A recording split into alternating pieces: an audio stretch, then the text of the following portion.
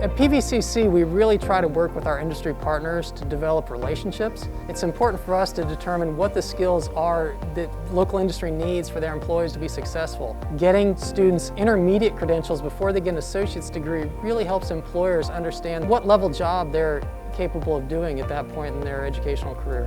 The relationship that Gas and White is creating with PVCC is the next step in Gas and White growing. Our industry is certainly moving toward more of an engineering department.